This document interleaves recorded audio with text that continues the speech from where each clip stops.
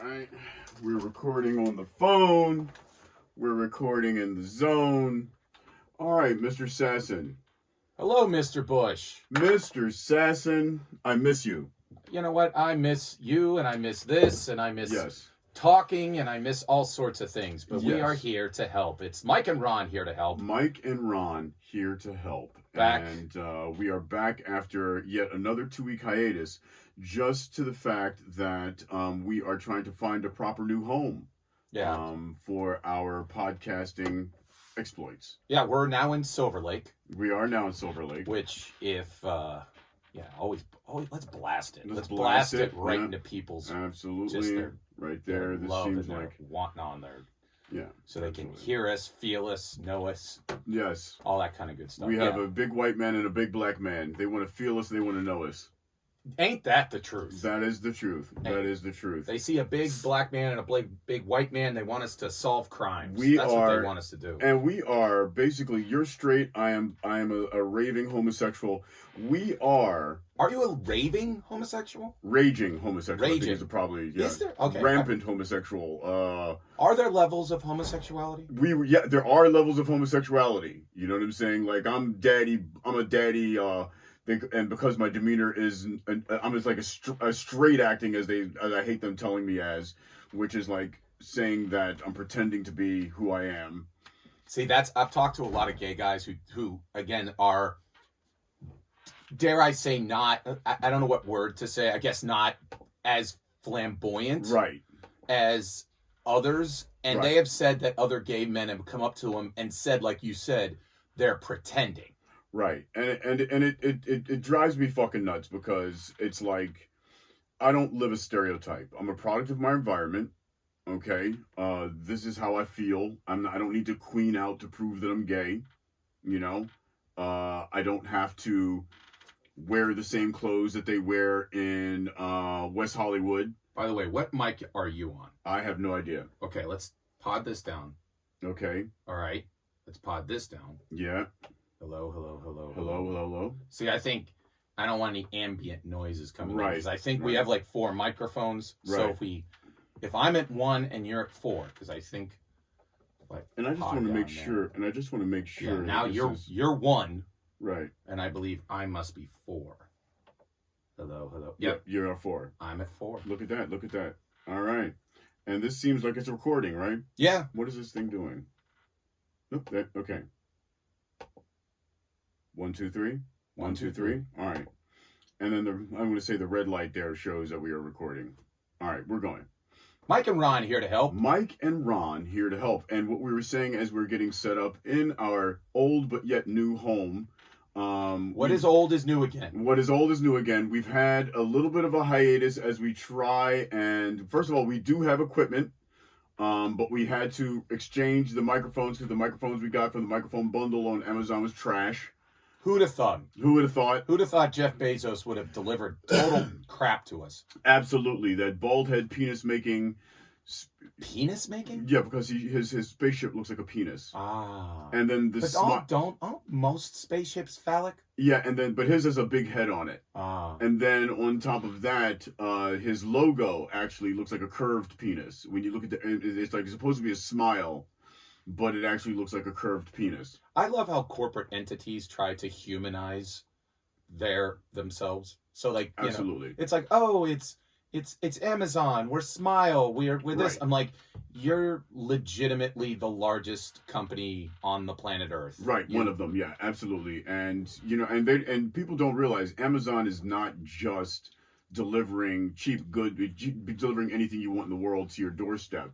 But they're they have one of the largest data farms in the world. And so most corporations either are with Microsoft, Google, or Amazon when it comes to cloud services. And so Amazon is one of the largest data collectors. That's where the money is, though. It really is. Information is king, baby. Like the fact that they deliver you, the fact that they deliver you your shirt a day after you want it, right, is just the means to collect your data. It really is, yeah. If you look at the advertisement, if you look at the products they advertise to you, you know, versus and you compare it to your purchase history, it's kind of, you know, it's, you know, they call it predictive analytics. And so, like, even Target knows if you go to Target and you buy peanut butter, they have an idea of how long it's going to take for you to go through your peanut butter, and then they'll start advertising peanut butter back to you in and around the time that their algorithms say you typically go through your peanut butter. It's even going to get to another level because I know appliances are getting Wi-Fi enabled. Absolutely. It's going to get to a point to where Amazon will know when you bought the peanut butter. Right. They will then know that you get a thing of peanut butter every, let's say, 2-3 weeks. Right. And after 3 weeks, they might just kind of go, hey, do you want us to send you peanut butter? Or eventually they'll just say, hey, every 3 weeks, we're just going to send you peanut butter. Well, they actually have that service already. Yeah. They have, you know, they have regular order now. Oh, I have regular order for some certain stuff. Yeah, exactly. So it's there, baby. You know what I mean? They're taking the guesswork out of you being a human being. Which I'm not completely against. Listen, let me tell you something. We talk about like corporate evil and all that kind of good stuff, and it's very standard. But like, if you can make it to where I never run out of peanut butter, that's not a bad thing. You know, I like peanut butter. What are you going to do with that? You're going to sell that to the Chinese Communist Party? What the hell do they care? And here's the thing: what I debate with some of my hippie brethren, okay, and to my conspiracy theorists and conservative brethren, there's no such thing as privacy anymore. Okay, there just isn't. You know, if the government wants to bust you for your low-end drug deals and your ayahuasca ceremonies and, you know, telling your friends that you want to buy 30 ecstasy pills for the party this weekend, they can do that. I mean, let's just be honest, okay? If a terrorist in a mountain in Afghanistan can send a text and they can be greeted with a cruise missile within 8 minutes, let me assure you that they can, you know, they are scanning our emails and our text messages and our voice conversations for certain keywords, because that's how they stop terror.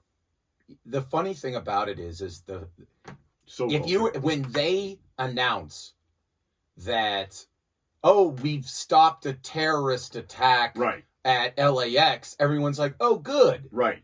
But when they want to know, well, how did you do that? Right. It's because they were able to get a text message from a guy in a cave in Afghanistan or in Pakistan that said, hey, something's going on at LAX. 100% right. So it's not connected right there. It's your what? I'm not. My Wi-Fi is not connected. I'm sorry. I was trying to multitask and it didn't work. Yeah. Okay. I was trying to pull up my email where I have all of my topics for the day. Oh. On my computer. See, that's one of the things about, like, the one technology that's coming down the pike that everyone's now freaking out about is artificial intelligence. Yeah, and listen. First of all, if you've watched any Terminator movie, yes, okay, I suggest we be very afraid. Yeah. Okay, we are about 25 years from that possibly happening. They're talking about less than actually 5 years from that ability to happen. Yeah. I think AI is going to be very similar because this summer they're going to come out with the new movie about Robert Oppenheimer. Right. And if you don't know who he is, he's the guy who was the head of the Manhattan Project that made the nuclear, the nuclear bomb that ended World War II. And I think AI is very similar to that moment. Yeah. In that we released a power that we had not previously had as a civilization. And we now, even still to this moment, are dealing with the ramifications of having that power. I agree. And we will have it we can't uninvent it. Right. The same thing's going to happen with AI. We can't uninvent it. We just have to work like hell to make sure that it isn't used for things that we don't want it used for. Right. Because they're still talking about nuclear power. Right. Being like they were talking to Bill Gates, and he has redesigned the nuclear power plant because he's sitting there going, if you want an abundant energy that doesn't produce, the greenhouse gases, all this kind of stuff, we have the technology. Right. It's nuclear power. Exactly. And everyone goes, oh, well, but, meltdowns. He goes, those were from things that were designed in the 1950s. Right. where it's 2023. I've redesigned it. We aren't going to have those same issues, which I kind of get because, like, in Pittsburgh, they're one of the big companies that actually helps make those is Westinghouse. And real quickly, first of all, you're from Pittsburgh, I'm from Philadelphia. We both remember 3 Mile Island. Absolutely, right in the middle of the state. Absolutely, middle of the state, between the two of us. Go ahead. Yeah. And the thing is that I talked to some engineers that work for Westinghouse, and they're just like, yeah, we go to governments all the time, and we're saying, here's why a 3 Mile Island or a Chernobyl happened. Right. Here's how we've made it that it doesn't. Right. And they're still like, yeah, we can't sell this. Right. We can't sell it to the people. No, you can't. And what people don't understand is that, I mean, you have most of our battleships, but matter of fact, I think all of our battleships at this point that are operational submarines, they're all nuclear powered. Because you can go forever. You can go forever. That's and the whole. So, if we're going to go to Mars, that's right. where. That's how it's coming. That's how it's happening. That's exactly. And so, and you don't hear of any type of nuclear mishaps happening on any of our battleships. And again, all of them, if I'm not mistaken, all of our main battleships and aircraft carriers have nuclear reactors in them, at least 1 or 2. Now, on top of that, our population being, the reason why we have Mike and Ron here to help is we're here to help. Because we're here to help. Because we're so divided and half of our country are fucking idiots, okay? And if you feel that I'm being offensive right now, I am talking to you. Yes. Okay? Because we're so divided, we can't even have intelligent conversations about these types of issues. And so what we're asking you to do is to say, lay down your idiocy, okay? And let's have this conversation. I had this thought today. Okay. And you had one thought today. I had several, but I had one that I want to share today. Several that were not worth sharing. Right. But this is one that I believe might be worth sharing. Mike, you're here to help. All right. So I'm not a giant fan of either anything that becomes a religion. Right. Like somebody was talking about Bernie Sanders. Right. And he said that, you know what, I don't like Bernie Sanders because if you actually do the math doesn't work for what he's trying to do. Right. But he's a religious leader. He is, yeah. He's a cult leader. Yeah, the same thing with Donald Trump. He is a liberal Donald Trump. That's if you go up to Donald Trump and you go, hey, these things you're saying don't work, the people will sit there and say, I don't really care. Because again, he's their religious leader. He's not a political leader anymore. You're 100% right. And so I had, like, if you wanted to make a t-shirt, it would say, let's get religion out of everything. Right. And, because again, when you talk about like, why are half the people are idiots? By the way, we did say which 50%. Right. We did say you assumed if you were saying like, oh, he just called me an idiot, that I'm talking about you. And that's why I said I am talking about you. Because any thinking human being who's reasonable, who's able to be self-reflective, and who's able to listen to an opposing view, has it turned his ideas into a religion? Exactly, or some type of fervent ideology. Last week I did a podcast where it was all African American. Okay. And it was my first podcast that I've done where most of the participants were only one of the participants, 2 of the participants were not gay, and we were talking about gay issues, and the amount of internalized homophobia that I was hearing at this podcast, and how religion affected that was stunning. We were like, for instance, we were talking about, do you want to teach LGBTQ orientation in schools? You're like, we don't want to teach that shit to our kids. I was like, wait a minute, you don't teach this to kids. You teach it in grade school. You teach it in like 9th grade or whenever sex ed is. Okay, well, first off, when someone says we don't want to teach that, what are they saying they don't want taught? That it exists? And that's the point. And so in their minds, they're thinking, oh, you're going to be teaching this to children instead of like people going in puberty, like it is taught, 9th grade and above. Then on top of that, it's like they don't want it, like the sex acts to be taught. And I'm like, well, number one, the sex ed that I got when I was in school, basically, this is an erection, this is a vagina, this is semen, this is how you get pregnant, these are STDs. Now, how do you not want that taught to your children? 1. 2, if you're talking about sexual orientation, how is that a bad thing? you know, and it always came down to this. It's like these absorbed right-wing talking points about how homosexuality is bad over heterosexuality. So it's okay to teach heterosexual things, but it's not okay to teach homosexual things, or the diversity of what sexuality is, which is just mind-bogglingly is stupid. I mean, I don't get it.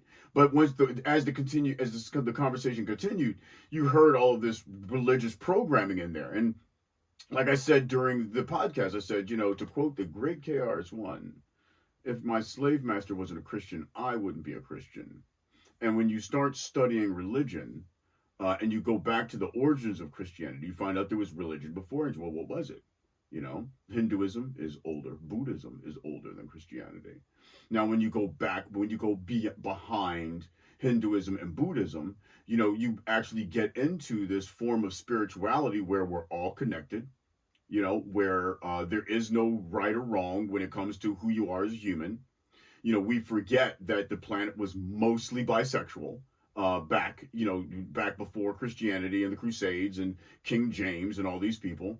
We forget that there are humans called hermaphrodites who are born with both genitalia before you even get into transgenderism. All of these people were accepted as deities and medicine people, and the perfect balance, the God-given balance between feminine and masculine. And I'm not challenging, I'm not challenging anybody's feeling. If you're straight, you're straight. You're gay. I consider myself to be as I was saying earlier, I'm very gay. I do not have any desire for vagina in whatsoever. But that doesn't change the historical fact. But here's what it comes with me as a straight man. Right. Is I sit there and I go, I could wish upon a star every night.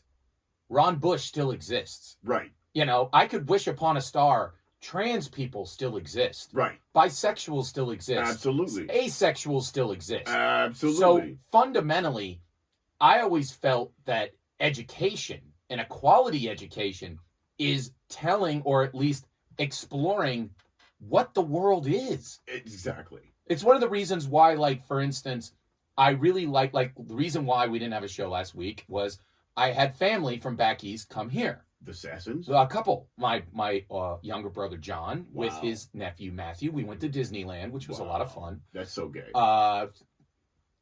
Bringing my nephew and my brother to Disneyland. That sounds hot. I wish I was there. You know what I mean? I mean, they're hot because we're all good-looking dudes. Because it's the Sassons. The Sassons. That's how the we mighty are. Sassons. Yeah. Yes. And my sister came because she was doing a... okay, so that's not that gay anymore. Yeah, no, it's not gay anymore. Yeah. A woman came. Yeah. So, double entendre. Anyways... Wow. Yeah, there you go. Boom. That's what you get when you go to Mike Sasson's comedy shows. There you go. Yeah, the intelligence. That's where I do it. Yeah.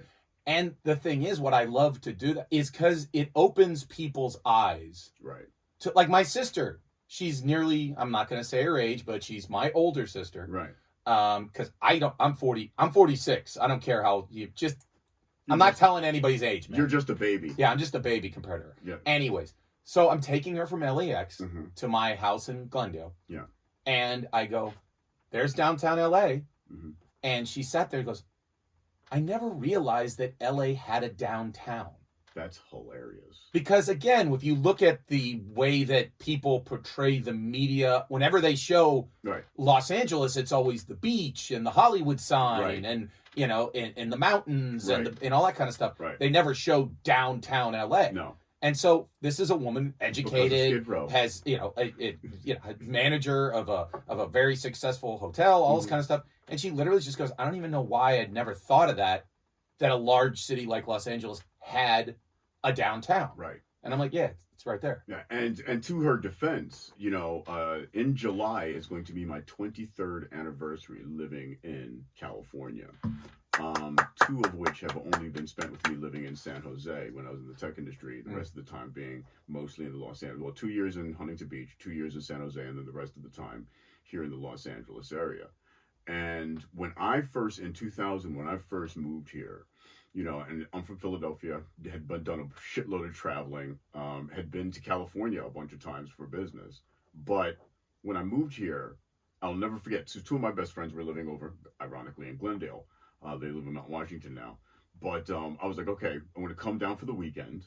and I'll stay at your place. They were getting off work at a certain time, so it's like, I'm just going to go downtown and get have some drinks until you're off work, because I wanted to see downtown, and because I'd never seen Los Angeles downtown. And this is 2000, and I get downtown in I get downtown LA like about 4:30, and literally there was a PricewaterhouseCooper building, there was the Bank of America building, and there was Skid Row. There was nothing downtown.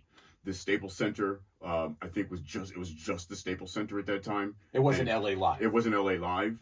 There were nothing was downtown. Where if you go to any other major city in the United States and you go to their downtown, they had a thriving, vibrant downtown from Memphis, Nashville to Atlanta, Philly, New York, Chicago. We get it. Yeah. It was an absolute dump. And after 5 o'clock, once all the financial institutions closed, there was nothing happening. Yeah, it was a ghost town. None of the theaters or anything was open. And so to her defense, that's why you never ever heard of Los Angeles being promoted. And even still now, the only time you hear of Los Angeles being promoted is for like LA Live.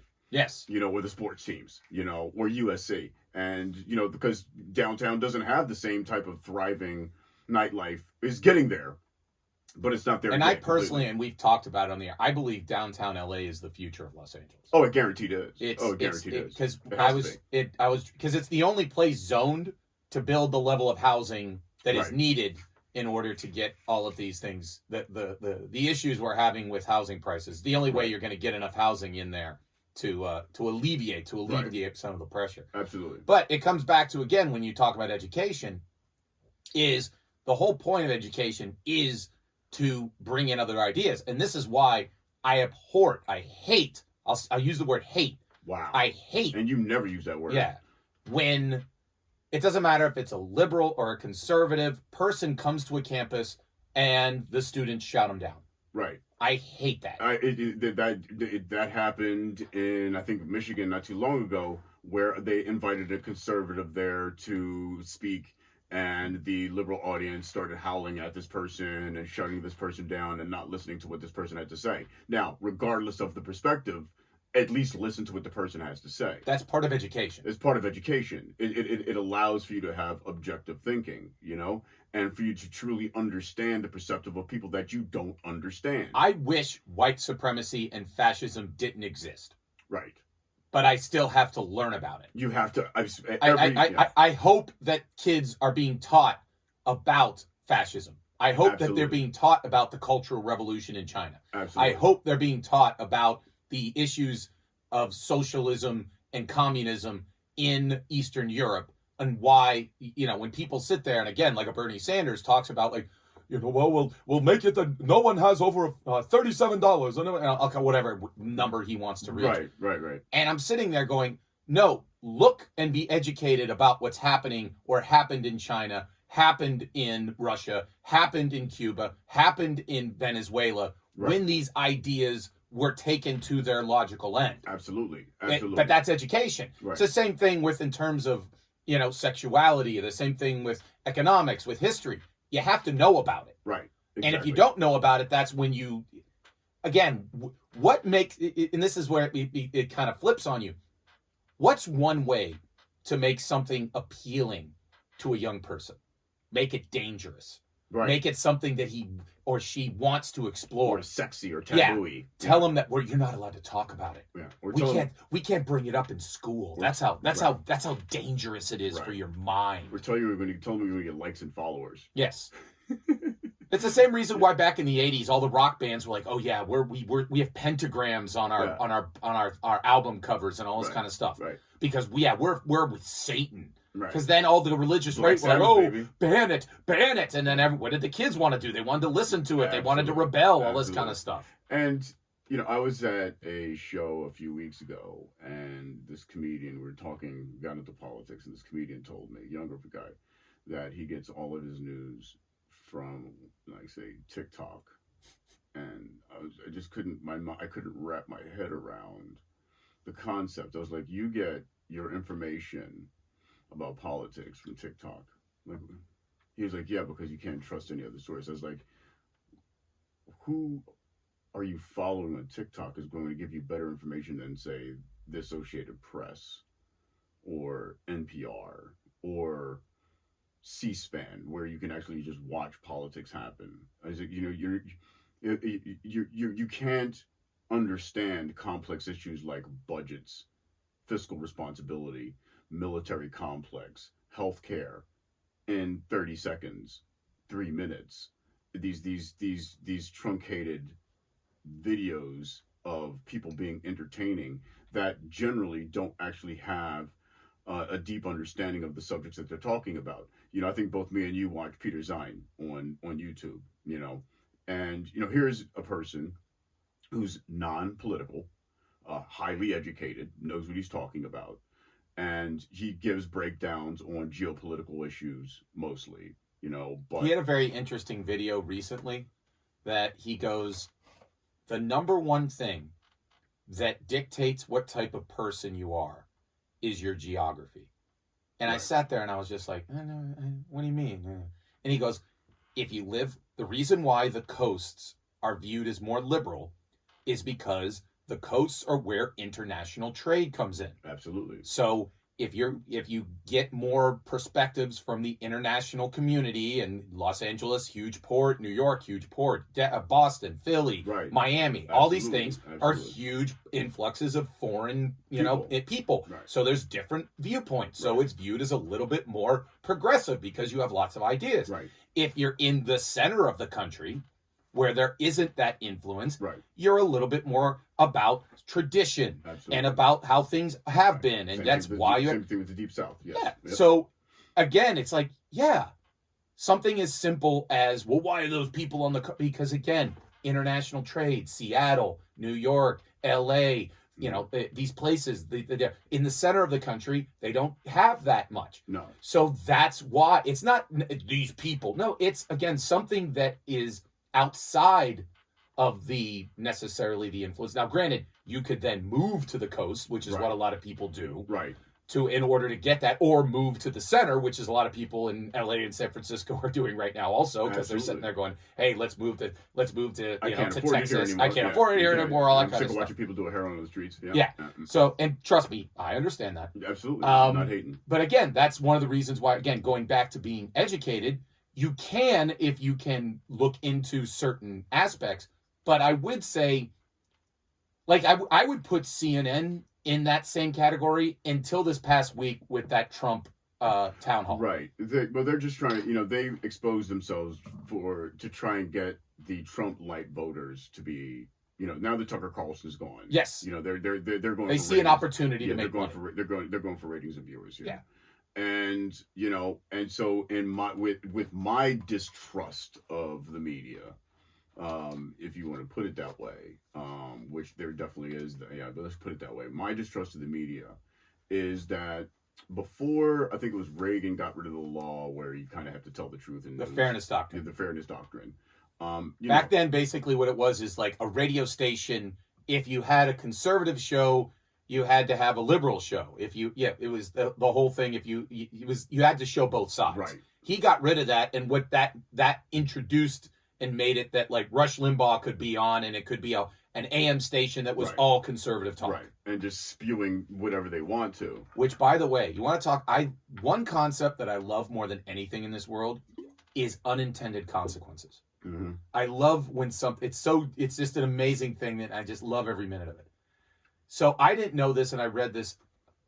Ford Motor Company is eliminating AM radios from all of its cars. That's hilarious. Tesla, Volkswagen, and like Jeep are doing it in their electric cars because AM frequency screws with the frequency of like electric cars or something. And that's hilarious. And the right wing are incensed because if all of the car companies in the next 5 to 10 years go electric, they're all going to have to get rid of AM radios. Right. AM radio is a bastion of right-wing talk. Goodbye, guys. You want to talk about an unintended consequence so that's why, if you ever want to see why they're going to fight like hell in certain areas of the country to stop the electrification of automobiles, it has nothing to do with trying to, it's jobs, and blah, blah, blah. Right. It's to keep that avenue open so of right-wing talk so they can spew hate to the center of the country in certain areas to where they can mobilize their base to win elections. And here's the thing, folks. It's also one of the reasons why, and this is, I hate to interrupt you, it's one of the reasons why they should be banning TikTok. Yeah. They absolutely should be banning TikTok. But TikTok is a great tool for the Democrats to reach their voters. Absolutely. Which is why Biden is like, well, we have to do a little bit more research on this and blah, blah, blah. Exactly. He's trying to protect his avenue to his voters. Absolutely. And I am not, how can I say this about TikTok? I refuse to be on it. I refuse to be on it. I refuse to be on it. First of all, and I think, if we were to have the intelligent conversation, going back to the point we're making about Amazon, Google, Microsoft, none of these companies are innocent. They mine our data, they pick our brains, they predict our behaviors and all these things. That technology exists. The can of worms is open. It's not, you're not putting the toothpaste back in the tube on that. Yeah. TikTok is a Chinese-owned business. And so they will.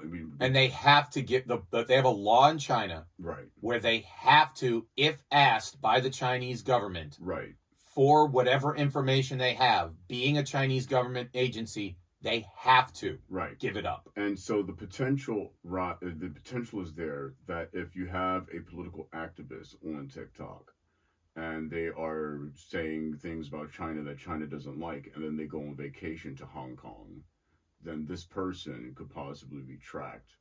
Well, first, it's not even that. They found that there was a Chinese police station in New York City. Right. And so, but we can't have this conversation. Our young people are so addicted to instant gratification, and you want what you want, and we're spoiled. And it's like, dude, stop pretending that there's not going to be another app out there outside of TikTok, okay, that's going to come along. When Vines went down, when Twitter they got rid of Vines, everybody was crying that they're not going to be able to get their King Bach anymore, and all these TikTok Vine stars, okay, and within 6 months nobody even thought about them anymore, and we were off to Snapchat and the rise of Tinder, Grindr, and a few other apps that people were onto. Then the next thing Instagram with their stories, and then now YouTube with their stories, and now TikTok. There's always going to be another technology that takes over from the last, period. Which is, if you ever want to know what they're doing up in like the Bay Area, like what all those little dorky people in those coffee shops and all this kind of stuff, they're not working on the technology that you even fathom. Right. They're working on the technology that you can't even fathom. That you can't even fathom. Yeah. I've been out of technology now for the better part. I was in technology for just short of 22 years. I've been out of technology for around the equal amount of time, like 18 years now.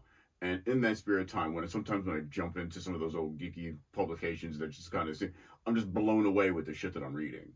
And I consider myself to have a much higher understanding of global supply chain management and technology than most people do, because I existed in that industry for over 20 years. And so for people to think that, one, there's privacy, two, there's not going to be another product on the way, three, going back to AI, that AI is not going to, within the next 4 years, dramatically shape the way that we live. These are the things we need to be having a conversation about. Because I promise you, if you think that Mexicans are coming for your jobs or people from Central and South America are coming for your jobs, no, AI is. Speaking of that, so right now as we speak, there's people lining up along our southern border. Yes, like 110,000 a day. Something incredible. Insane numbers, yeah. That are coming in here. Here's the thing that I had a thought about the other day. I'm watching this. And this is the thought he had the other day. Yeah, not the thought I had today. Yeah, but I have a good thought a day. I have several bad ones. Right, perfect. Okay. Ben Affleck had this great quote. He goes, he was talking to Matt Damon, and they were like writing Good Will Hunting. He says, "Don't judge me by how bad my bad ideas are. Judge me about how good my good ideas are." I love it. And I'm like, wow, I instantaneously respect Ben Affleck. That's Absolutely. a great line. It was probably written by Matt Damon. Right. Anyway. And then you watch some of his movies, and you're like, oh, God damn it, just go back to the quotes. Yeah, just do that quote again. Do the quote, yeah. So, the fact that it's weird because there's a video back in 1980 of Ronald Reagan and George Bush talking about immigration. They were in Texas. Mm. And if you listen to how they were talking about immigration, find it on YouTube. Right. You'd have thought that these were the two most progressive human beings in the world. Especially compared to today. Yeah, because they were sitting there going, yes, let them in, give them green cards, give them this, give them that, get them educated, all this kind of stuff. Because in 1980, the Republican Party right. was the party of business. Right. In business, loves immigration. Right. Business wants immigration. Absolutely. Because they sit there and go, oh, like if you want to talk about what would be one of the cures for inflation, right, it would be a group of people coming in here who will all gleefully work for minimum wage. Right, absolutely. And by the way, what people don't really realize is a lot of the people that come here, like the farmers, the low wage workers, they would love to go back to their country easily and freely. Yeah.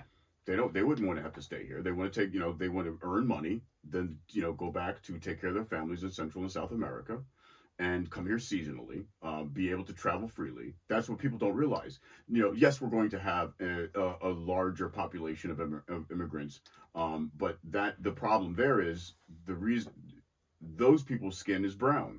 Well, that's the point that I was trying to right. Is that the right should absolutely be going to the border and begging these people to come over, right. because for the large point, they're mostly all religious. Right. Very Catholic. Very conservative. Very conservative. Yeah. Very family-oriented. These African Americans I was talking about, yeah. they're very religious, yeah. very conservative. In my experience yes. with African Americans, in football and everything like that, if you put the average white person and the average black person and gauge them in terms of politics, right.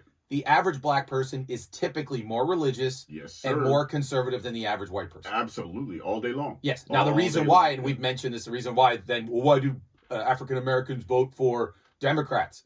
Because they know... because you're trying to kill us yeah. and put us in jail. Yeah, because your policies are harming us. Yeah. That's why. Again, that goes back to the whole thing is like, if you just change that policy, you would have a huge black vote. It would be unstoppable. But whatever. Right. We get that. But the thing is just like you said, if you look at this country's history is based upon people who were in a bad situation coming here and making a better life for themselves. Absolutely. That's the whole history. That's what we're supposed to be. Right. So and also the other thing that got me was Ron DeSantis and Abbott, the governor of Texas. Ron right. DeSantis, the governor of Florida. Right.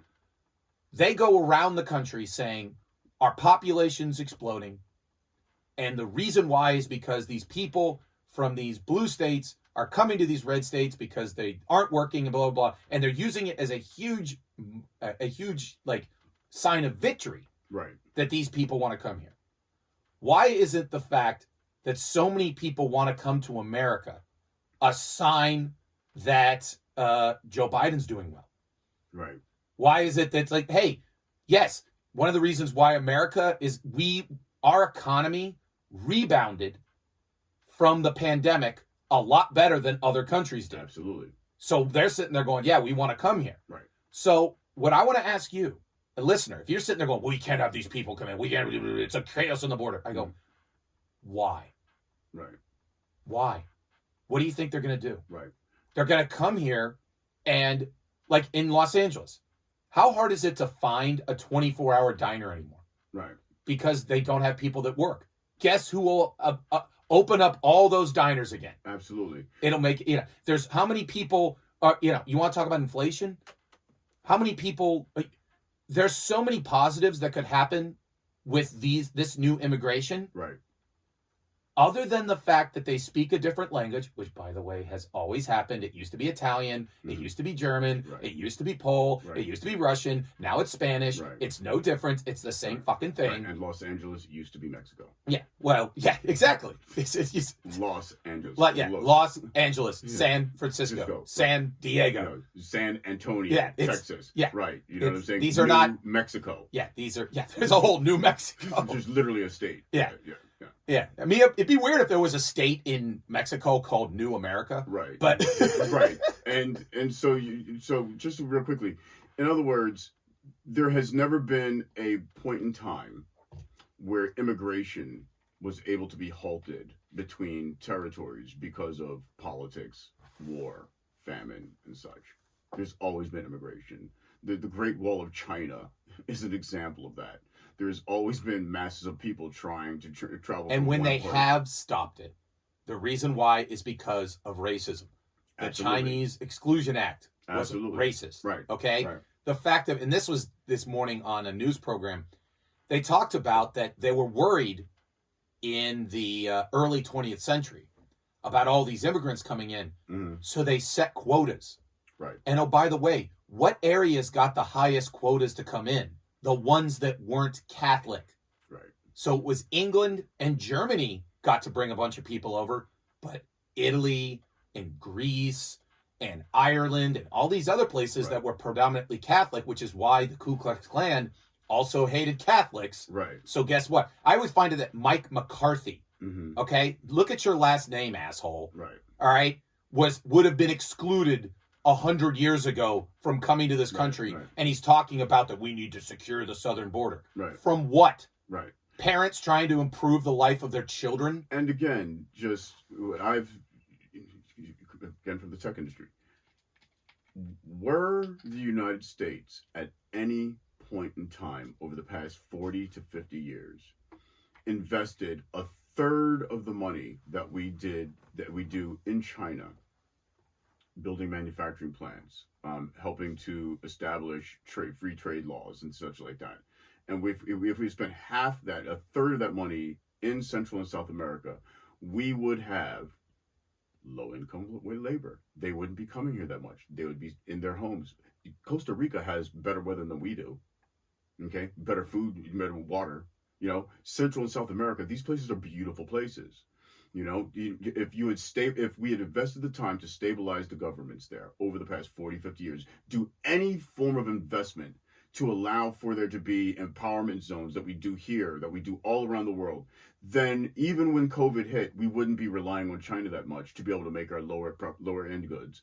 We would have a fair immigration policy, and those countries where these people are fleeing would be more stable, and you wouldn't have the influx of people coming here as you do now. But it's through racism. If you can imagine, like going even to George Bush, imagine the president saying, "We're going to invest billions of dollars into Mexico and El Salvador and to Guatemala to make sure to uplift these people out of poverty." They'd lose. That was what was sold as NAFTA. Right, exactly. NAFTA was sold right. as the concept of, hey, we're going to stop the immigration because we're going to make Mexico into a great place.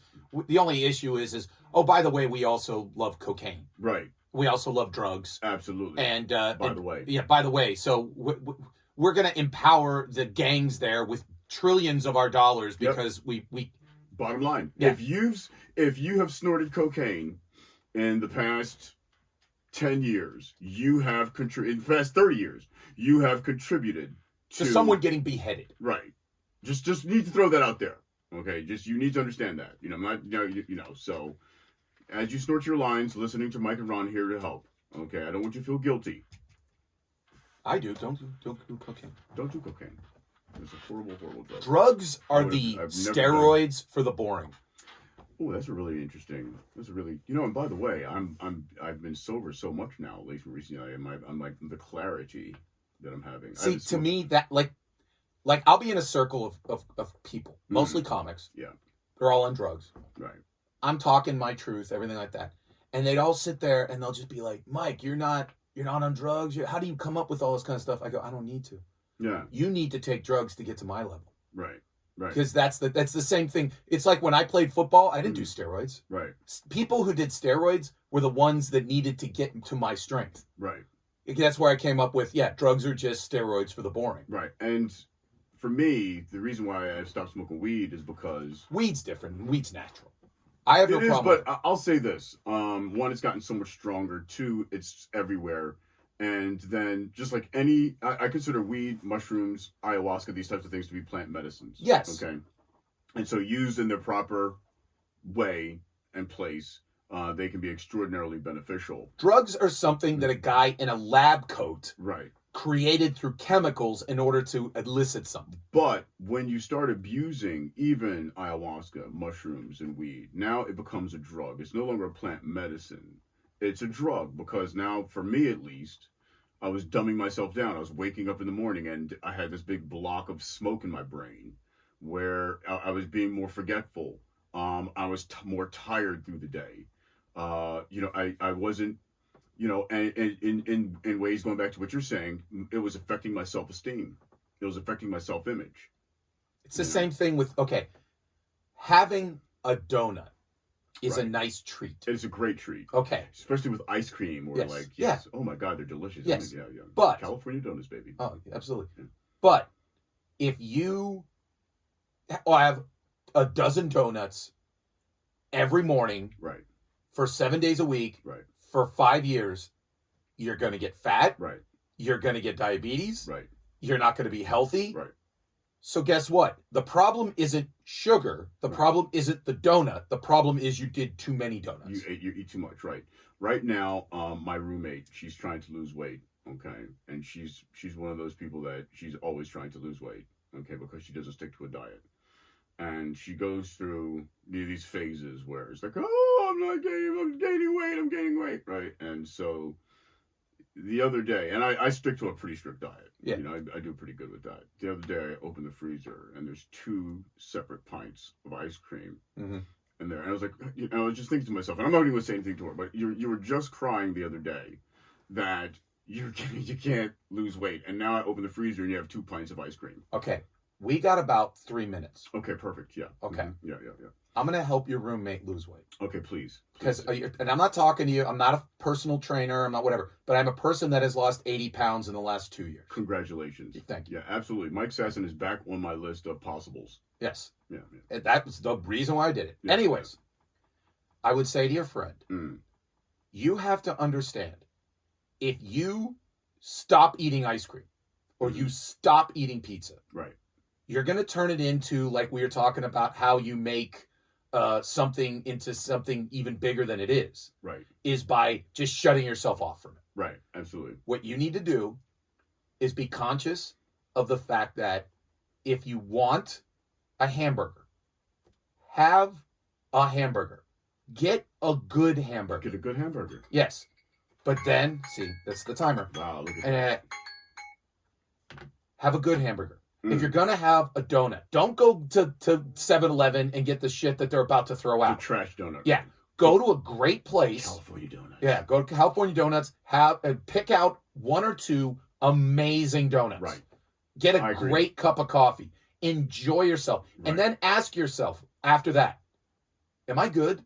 Right. You know what your body will say is, yeah, I'm good. Right. Absolutely. I'm good. And so what you do is, though, if you do that, what you'll find is you're going to start to eat less. Absolutely. You're going to start to not be because again, food is very similar. It's a drug. Absolutely. And it's so much, especially sugar. And the other thing that you'd have to realize is, okay, when you sit there and you eat an entire pint of ice cream. Right. Why? Right. Absolutely. Go to that mental place of, okay, was it because I had problems with, in my romance? Did I have problems with my mother just called? Where is your emotional disposition whilst you're eating? And then deal with that. Deal with that. And going back, and I'll finish with this, because both me and Mike, Mike, we have very different physiological makeups. Yes. My mother's Jamaican. I have a thin body frame. I get skinny fat if I, where it's the big gut, but I look emaciated. You know what I mean? And for me, I have to watch my diet, but I look at it, not only my diet, but my entire lifestyle. Take responsibility for your mental state and your actions, no matter what it is, from your diet, like Mike was just saying, to how you consume media, to the types of media that you consume. Why are you getting emotionally charged up when you're watching MSNBC? Why are you getting emotionally charged up when you're watching Fox? Why are you trying to dumb down or excite yourself when you're eating ice cream or smoking weed or doing cocaine or any of these things that we do to be able to quote unquote satiate ourselves, or to paper over doing the hard work of actually maintaining a consistent mental attitude that is going to be beneficial to you in the long run. I'll put it in this. When anybody comes up to me and they Mike see and Ron here they haven't Mike and Ron here to help. when someone comes up to me and they'll say, Mike, you look great. What did you do? I would sit there and say, don't ask me what I did. Ask me why I did it. Wow. Because you know how I did it. This is why I like white people. This is right here. Right here? Yeah, this is Mike Sasson is one of the reasons why I like white people. That's honestly, I'm the white people that everyone loves. Absolutely, yes. So, but that, when I answer it that way, that's when they sit there and they go, well, what do you mean? Like they get a little bit defensive. What do you mean? I go, you have to analyze or get professional help to analyze. Absolutely. Why you got to a point to where you need to do this. Right. Because honestly, I know so many people that have gotten fat, and it just turns out that they hate their jobs. Yep. They hate their marriages. They hate where they are in the world. They get depressed. And they go, you know what? I deserve this pizza. Right. I deserve this 12 donuts. Eat their way and watch TV their way into oblivion. So again, it's not about how do you lose weight. You need to know why you're losing, or you need to lose weight, or you want to lose weight. Because if you don't have a why, then all I'm doing to you, if I come up to you and go, you can't eat pizza anymore. Now it's like, well, wait a minute. I already hate my life. I already hate my job. I'm not happy. And now you're going to take away one thing that does make me happy. Right. You're not going to do it. Right. Because you're sitting there going, you're taking away one thing. But if I could actually say, okay, well, make the rest of your life great so that you're not in a position to where you're eating a dozen donuts. And I'll finish with this. Make replacements. Okay? If you like ice cream, what's wrong with Greek yogurt, some stevia, fresh fruit? If you like a good cookie, okay, what's wrong with finding something that can satiate you similarly that is more healthy for you? Or just cut down on the fucking cookies. You don't have to, you know what I mean? Or get, again, good cookies. Good cookies, baby. Yeah, there are great gourmet cookies that you could go get. That they'll be thick, they'll be great, they'll have natural ingredients. You'll eat one and you'll be like, oh my God, that's amazing. And you'll be done. You just reminded me of my boy Toy Justin. He had great cookies? He's a great cookie. That's a sexual thing, and I'm going to end it there. Anyways. I just try. I had to discuss somebody before the end of the podcast. We were talking too intelligently and tried to make, you get it. Mike and Ron, here to help. Ladies and gentlemen, we will see you again next week. We are back on this. You can't stop us.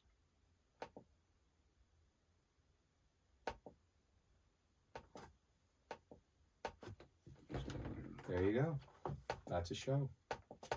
Yeah. Now why is it not letting us download? What is this? Let's look at this. Hold on. Don't worry. Alrighty then.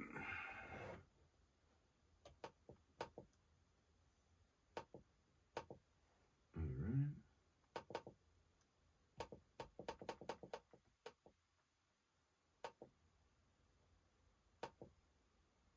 How do we save this?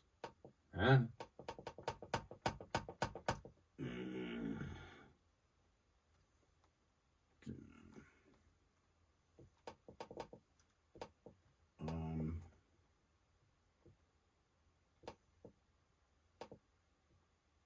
It won't let me save it.